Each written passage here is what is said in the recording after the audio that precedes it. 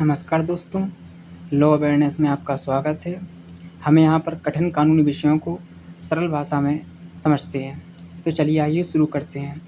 आज हम अपकृत्य विधि को सरल भाषा में समझेंगे, जो कि सामान्य भाषा में समझ में आ सके। परिचय। अपकृत्य विधि लॉ ऑफ टॉर्ट वह विधि है जो व्यक्ति के निजी अधिकारों की रक्षा करती है। यदि कोई व्यक्ति दूसरे के अधिकार का उल्लंघन करता है तो उसे हानि पहुंचाता है तो पीड़ित व्यक्ति न्यायालय से क्षतिपूर्ति प्राप्त कर सकता है। दोस्तों, दिन भर में जाने कितने अधिकारों का उल्लंघन होता है जो कि हमारे विधिक अधिकार हैं, लेकिन किंतु हमें जानकारी नहीं है, तो हम जिस कारण से उन अधिकारों के लिए हम क्षतिपूर्ति प्राप्त नहीं कर पाते हैं। तो टॉर्ट यानी अपकृत्य शब्द का अर्थ समझते हैं। टॉर्ट शब्द लैटिन भाषा के टॉर्टम से बना है, जिसका अर्थ है तोड़ना या मरोड़ना। महोदय, टॉर्ट जो शब्द है वह टॉर्टम से बना है, जो कि लैटिन भाषा का शब्द है। इसका अर्थ तोड़ना या मरोड़ना। बहुत जगह गलत कार्य, दुर्भावनाकार ऐसा भी लिखा होता है, लेकिन सामान्य तोड़ना और मरोड़ना लिखा होता है। परिभाषा की बात करें तो सबसे पहली परिभाषा मैं आपको बताऊं, यह कोई विधि या कोई एक्ट नहीं है। ये पूर्णतः न्यायालय के जजमेंटों पर लिखा हुआ है, लेकिन इसकी जो परिभाषा है वह सबसे पहले परिसीमा अधिनियम 1963 की धारा 2M के अनुसार है। इसी में इसकी लिखी गई ये परिभाषा, जो कि बहुत छोटी सी है, कि अपकृत्य यानी कि टॉर्ट एक सिविल दोष है। मतलब कि जो टॉर्ट है वो सिविल रॉन्ग है, बस इतना। Tort is a civil wrong. लेकिन और जो न्यायिक हैं उन्होंने भी लिखा है, जिसमें सामंड का नाम पहले आता है। तो सामंड ने लिख के अनुसार अपकृत्य वह दोष है जिसके लिए उपचार यानी कि रेमेडी के रूप में न्यायालय द्वारा अनिर्धारित क्षतिपूर्ति, इसके बारे में आगे पढ़ेंगे। लेकिन अनिर्धारित क्षतिपूर्ति का मतलब होता है कि वह क्षतिपूर्ति पहले से निर्धारित नहीं है। जैसे कि कोई भी धारा होती है, 323 होती है, कोई भी धारा होती है, तो उसके लिए जो फाइन है वह न्यायालय द्वारा पहले निर्धारित किया जाता है कि हेलमेट के लिए इतना फाइन है, यदि आपके पास लाइसेंस नहीं है तो इतना फाइन है। लेकिन इसकी जो क्षतिपूर्ति है उसके लिए कोई फाइन निर्धारित नहीं है, यानी अनिर्धारित क्षतिपूर्ति प्रदान की जाती है न्यायालय के द्वारा। यह दोष केवल संविधान, न्यास या अन्य सामान्य के उल्लंघन पर आधारित नहीं है। देखिए, ये जो अपकृत्य है वह केवल संविदा या न्यास यानी कि ट्रस्ट या अन्य दायित्वों का उल्लंघन नहीं है, इसमें और भी चीज़ें हैं, आगे देखते हैं। इसकी परिभाषा में दो है, सामंड की परिभाषा है, उसमें दो चीज़ें दिखती हैं। इसमें पहली है कि अपकृत्य एक सिविल दोष है, जो कि हमने पहली लाइन है पढ़ा है कि एक सिविल रॉन्ग है। और दूसरी दिखाई देती है अपकृत्य में न्यायालय द्वारा अनिर्धारित क्षतिपूर्ति दी जाती है। वही बात है कि जो क्षतिपूर्ति है वह निर्धारित नहीं है, अर्थात क्षतिपूर्ति की राशि पहले से तय नहीं होती, बल्कि न्यायालय परिस्थितियों के अनुसार निर्धारित करता है। जिस प्रकार का अधिकारों का उल्लंघन होता है, अधिकारों का हनन होता है, उस प्रकार से उन परिस्थितियों के अनुसार न्यायालय क्षतिपूर्ति का निर्धारित करता है। अब सामान्य के अनुसार अपकृत्य क्या है? सामान्य के अनुसार अपकृत्य एक सिविल रॉन्ग है जिसके लिए न्यायालय अनिर्धारित क्षतिपूर्ति प्रदान करता है, वही बात है। लेकिन महत्वपूर्ण बात क्या है? हर सिविल दोष अपकृत्य नहीं। मतलब कि इसमें लिखा, अब जैसे कि सामंड कहते हैं कि सामंड अपकृत्य एक सिविल दोष है, बिल्कुल सही बात है। मतलब अपकृत्य जो है वो एक सिविल दोष है, लेकिन हर सिविल दोष, हर सिविल रॉन्ग अपकृत्य नहीं कहलाएगा। कैसे समझते हैं? सामंड के अनुसार अपकृत्य एक सिविल दोष है जिसके लिए न्यायालय अनिर्धारित क्षतिपूर्ति प्रदान करता है। महत्वपूर्ण बात क्या है? हर सिविल दोष अपकृत्य नहीं होता। उदाहरण के लिए संविदा भंग, जिसे ब्रीच ऑफ कॉन्ट्रैक्ट कहते हैं, भी एक सिविल दोष है। ब्रीच ऑफ कॉन्ट्रैक्ट बता दूं, वो कॉन्ट्रैक्ट होता है कि मान लेते हैं ए और बी ने पार्टी हैं, इन दोनों ने कॉन्ट्रैक्ट किया है, तो उस कॉन्ट्रैक्ट में एक ये भी लिख देते हैं कि यदि किसी पार्टी ने इसको ब्रीच किया, इस कॉन्ट्रैक्ट को तोड़ा, तो वह इतनी क्षतिपूर्ति निर्धारित करेगा। लेकिन ये ब्रीच ऑफ कॉन्ट्रैक्ट क्यों नहीं है, इसके आगे भी समझते हैं। तो महत्वपूर्ण बात यह है कि हर सिविल दोष अपकृत्य नहीं है।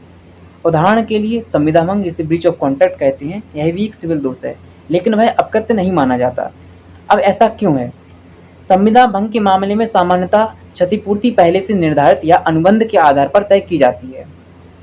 देखिए, जो ब्रीच ऑफ कॉन्ट्रैक्ट है, संविदा भंग है, उसमें उसी संविदा में लिख दिया जाता है कि संविदा भंग होने पर कितनी क्षतिपूर्ति दी जाएगी, जबकि अपकृत्य टॉर्ट के मामले में क्षतिपूर्ति पहले से निर्धारित नहीं होती।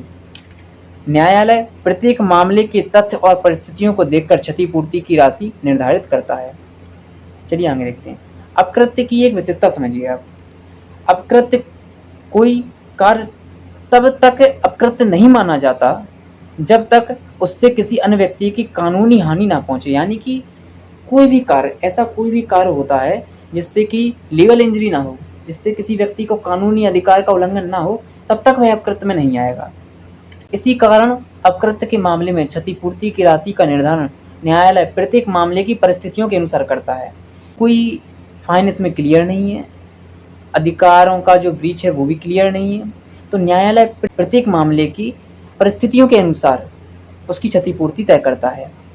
ऐसे में एक विनफील्ड हैं, उनके अनुसार अपकृत्य क्या है यह भी देख लेते हैं। तो विनफील्ड लिखते हैं, अपकृत्य वह दायित्व है जो विधि द्वारा निर्धारित किया जाता है, यानी कि न्यायालय उसे निर्धारित करता है। जब कोई व्यक्ति किसी दूसरे के कानूनी अधिकार का उल्लंघन करता है, इसमें कानूनी अधिकार सबसे इम्पोर्टेंट चीज़ है, तब पीड़ित व्यक्ति न्यायालय से अनिर्धारित क्षतिपूर्ति प्राप्त कर सकता है। यानी कि ये भी वही बात कह रहे हैं कि जो क्षतिपूर्ति है वह निर्धारित नहीं हो सकती। अब विनफील्ड की परिभाषा के बिंदु देख लेते हैं। विनफील्ड के अनुसार अपकृत्य की परिभाषा से निम्न बातें स्पष्ट होती हैं। पहली क्या, अपकृत्य एक कानूनी दायित्व है, यानी कि अपकृत्य एक लीगल लिबर्टी है, यानी कि कानून आपको वह दायित्व देता है। दूसरा, यह दायित्व विधि द्वारा निर्धारित किया जाता है, यानी कि जो दायित्व होता है, जो कि कानूनी अधिकार होता है, वह विधि द्वारा होता है। जैसे कि मतदान का अधिकार, आपके सड़क पर चलने का अधिकार, ये एक अधिकार आपके विधिक अधिकार में है। जीवन जीने का अधिकार, शिक्षा का अधिकार, ये सारे विधिक अधिकार में आते हैं। जब कोई व्यक्ति अपने किसी कानूनी कर्तव्य का पालन नहीं करता, तब अपकृत्य होता है। देखिए, ये भी बहुत इंपॉर्टेंट चीज़ है। जब कोई व्यक्ति अपने कानूनी कर्तव्य का पालन नहीं करता, तब भी अपकृत्य होता है। ऐसे में पीड़ित व्यक्ति न्यायालय से अनिर्धारित क्षतिपूर्ति प्राप्त कर लेता है। मान लेते हैं आप किसी सड़क पर जा रहे हैं और पुलिस वहाँ पर है और कोई आपके पीछे लगा हुआ है, तो उस पुलिस वाले का कर्तव्य है, उस पुलिस ऑफिसर का कर्तव्य है आपको सुरक्षा प्रदान करना। और वह पुलिस ऑफिसर आपको सुरक्षा प्रदान नहीं करता है, भले ही आपको कोई इंजरी ना हुई हो। ऐसी स्थिति में पीड़ित व्यक्ति न्यायालय से अनिर्धारित क्षतिपूर्ति प्राप्त कर सकता है। अपकृत्य के आवश्यक तत्व, essential elements of a tort, ये बहुत इंपॉर्टेंट है, हम देखते हैं इसको। अपकृत्य सिद्ध न होने के लिए निम्नलिखित 4 आवश्यक तत्व होने चाहिए। पहला है दोषपूर्ण कार्य, दूसरा विधिक उपचार, तीसरा अधिकार का विधि द्वारा मान्य प्राप्त होना, लीगल राइट बोलते हैं इसे, चाहे शिक्षा आपका एक लीगल राइट है, शिक्षा का अधिकार। चौथा, वादी को विधिक क्षति, यानी कि उसको विधिक क्षति होना आवश्यक है। आगे समझते हैं, जो विधिक अधिकार होता है उस विधिक अधिकार की क्षति होना आवश्यक है। पहला पॉइंट है दोषपूर्ण कार्य, रॉन्गफुल एक्ट। किसी कार्य को दोषपूर्ण तब माना जाता है जब वह किसी व्यक्ति के कानूनी अधिकार का उल्लंघन करे। उदाहरण के लिए, किसी व्यक्ति की प्रतिष्ठा को नुकसान पहुंचाना। कोई व्यक्ति है, अच्छे पद पर है, आप उसके ऊपर झूठे एलिगेशन लगाते हैं, आप आरोप लगाते हैं जिससे उसकी रेपुटेशन खराब होती है, तो भी ये अपकृत्य के अंतर्गत आएगा। किसी व्यक्ति की शारीरिक सुरक्षा के अधिकार का उल्लंघन या किसी व्यक्ति की प्रॉपर्टी के अधिकार का उल्लंघन। प्रॉपर्टी के अधिकार का उल्लंघन ऐसे कि आपने किसी की गाड़ी तोड़ दी तो वह अपकृत्य में आएगा, आपको उसकी वो पैसा देना पड़ेगा। बात यही है कि वह अनिर्धारित क्षतिपूर्ति ही होगी, क्योंकि गाड़ी में कितना नुकसान हुआ है यह न्यायालय प्रत्येक मामले में अलग अलग होता है। दूसरा है विधिक उपचार, लीगल रेमेडी। अपकृत्य यानी कि टॉर्ट तभी माना जाएगा जब उसके विरुद्ध विधिक उपचार उपलब्ध हो। देखिए, टॉर्ट तभी माना जाता है जब विधिक उपचार मिले, कोई लीगल रेमेडी मिले, तभी आप बात ला सकते हैं। जैसे कि मतदान नहीं करने देने का अधिकार है कि आपको एक लीगल आपको क्षतिपूर्ति मिलेगी। अगर कोई व्यक्ति आपको मतदान करने से रोक रहा है तो क्षतिपूर्ति मिलेगी आपको, या कोई आपको शिक्षा के अधिकार से रोक रहा है तो आपको क्षतिपूर्ति मिलेगी। कोई आपकी गाड़ी तोड़ देता है तो आपको क्षतिपूर्ति मिलेगी। लेकिन ऐसा कोई भी कार्य जिसकी क्षतिपूर्ति ही नहीं हो सकती, जिसके लिए लीगल रेमेडी नहीं, कानून द्वारा कोई क्षतिपूर्ति निर्धारित नहीं है, तो वह वाद नहीं ला सकता है, वह अपकृत्य नहीं है।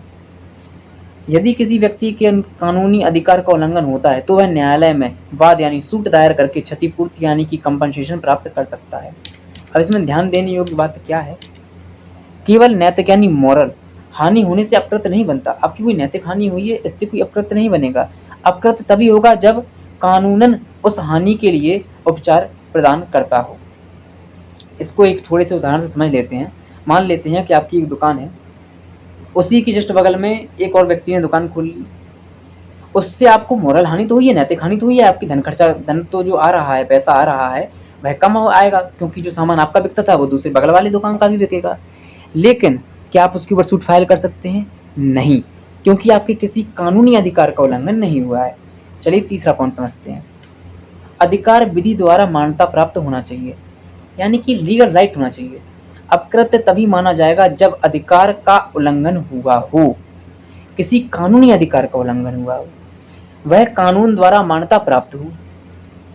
देखिए, जो भी अधिकार का उल्लंघन हुआ है वह कानून द्वारा मान्यता प्राप्त होना चाहिए। केवल सामाजिक, नैतिक या व्यक्तिगत अपेक्षाओं का उल्लंघन नहीं है। समाज यदि कोई आपको अधिकार दे देता है और कानून में, विधि में वो आपको अधिकार नहीं दिया, तो उसके उल्लंघन पर आप विधि द्वारा आप कोर्ट से आप क्षतिपूर्ति नहीं ले सकते हैं। या आपके कोई नैतिक अधिकार का उल्लंघन हुआ है या कोई व्यक्तिगत अपेक्षाओं का उल्लंघन हुआ है, तो उसके लिए न्यायालय जिम्मेदार नहीं होगा। ना ही आप टॉर्ट के अकॉर्डिंग आप वाद ला सकते हैं। जिस अधिकार की रक्षा कानून करता है उसी के उल्लंघन पर अपकृत्य का दावा किया जाता है। मतलब कि जो अधिकार कानून रक्षा करता है, जो कानून में जिस अधिकार की रक्षा है, सिर्फ उसी के उल्लंघन पर वाद लाया जा सकता है। उदाहरण, यदि किसी व्यक्ति की संपत्ति, प्रतिष्ठा, शारीरिक सुरक्षा या स्वतंत्रता के अधिकार का उल्लंघन होता है तो वह अपकृत्य का मामला बन जाता है। चौथा है वादी को विधिक क्षति। अपकृत्य सिद्ध करने के लिए केवल दोषपूर्ण कार्य होना पर्याप्त नहीं है। आपने कोई दोषपूर्ण कार्य किया है, मान लेते हैं कि आपने कोई दोषपूर्ण कार्य किया है, ए ने दोषपूर्ण कार्य किया है और बी उससे क्षतिपूर्ति के लिए पहुंच जाए, तो कोर्ट क्या देखेगा? कोर्ट ये देखेगा कि वादी को मात्र क्षति होना आवश्यक नहीं है या दोषपूर्ण कारण होना आवश्यक नहीं है, विधिक क्षति होना आवश्यक है। आवश्यक है कि वादी को विधिक क्षति पहुंची हो। अब विधिक क्षति का क्या अर्थ है, इसको भी थोड़ा विस्तार से समझ लेते हैं। विधिक क्षति का अर्थ है कि किसी व्यक्ति के कानूनी अधिकार का उल्लंघन हुआ है, जो कि हम पहले पढ़ चुके हैं। यानी कि किसी के कानूनी अधिकार का उल्लंघन ही विधिक क्षति है। अब इसमें मौलिक अधिकार भी आते हैं, कॉन्स्टिट्यूशनल अधिकार भी आते हैं, संवैधानिक अधिकार भी आते हैं, आपके बहुत सारे अधिकार आते हैं। लेकिन जो अधिकार कानून द्वारा दिए गए हैं आपको, उनका उल्लंघन ही विधिक क्षति है, चाहे उसे वास्तविक हानि हुई हो या ना हुई हो। जैसे कि आपको मतदान देने से रोका, आपको कोई शारीरिक हानि नहीं हुई और ना आपके मतदान देने से, मान लेते हैं कि ना मतदान आप दे भी देते तो भी चुनाव के जो निर्णय है उस पर कोई परिवर्तन नहीं आता, लेकिन तो क्या कुछ नुकसान नहीं हुआ है, तो क्या आप क्षतिपूर्ति नहीं मिलना चाहिए आपको? तो कानून कहता है कि मतदान आपका एक कानूनी राइट है, मतदान एक आपका कॉन्स्टिट्यूशनल राइट है, संवैधानिक आपका अधिकार है। उस अधिकार के उल्लंघन पर आपको क्षतिपूर्ति मिलेगी और आप बात दायर करके न्यायालय से क्षतिपूर्ति ले सकते हैं जिसने आपके अधिकार का उल्लंघन किया है। इसी आधार पर दो महत्वपूर्ण सिद्धांत बनते हैं। आप ये देखिए, इसी के दो महत्वपूर्ण सिद्धांत हैं इंजूरिया साइन डेमनम, जिसका अर्थ होता है बिना हानि की क्षति, यानी नुकसान तो नहीं हुआ लेकिन कानूनी अधिकार टूट गया। और दूसरा बनता है सिद्धांत डेमनम साइन इंजूरिया, यानी बिना क्षति की हानि, यानी नुकसान तो हुआ लेकिन किसी कानूनी अधिकार का उल्लंघन नहीं हुआ। महोदय, हम इसके बारे में नेक्स्ट पार्ट में पढ़ेंगे, लेकिन यदि आपको वीडियो अच्छी लगी हो तो चैनल को सब्सक्राइब कर लें। And thanks for watching, subscribe for next part. Next part में इंजूरिया साइन डेमनम और डेमनम साइन इंजूरिया को और अच्छे से समझेंगे।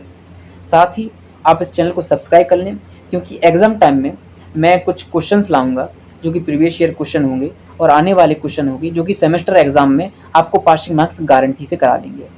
मैं 100% तो नहीं कहूँगा, क्योंकि 100% इस दुनिया में कुछ भी नहीं है, लेकिन पासिंग मार्क्स आपको ज़रूर मिलेंगे। और यदि आप उन 20, 30, 35, 40 क्वेश्चन होंगे उनका आंसर भी लिख के दूंगा, उनकी वीडियो भी बनाऊंगा, एग्ज़ाम से कुछ दिनों पहले मैं डाल दूंगा। आप मात्र 1-2 बार वीडियो देख लेंगे तो गारंटी है कि आप पासिंग मार्क्स ला देंगे। और ऐसे ऐसे क्वेश्चन होंगे जो कि आपने पढ़े भी नहीं होंगे और आप कहेंगे हाँ ये एग्ज़ाम में आए हैं। तो सब्सक्राइब करना बहुत ज़रूरी है। प्लीज़, चैनल नया है लेकिन मैं आपको गारंटी देता हूँ कि मैं ऐसा कंटेंट लाऊँगा कि आप ज़रूर लाइक करेंगे। धन्यवाद।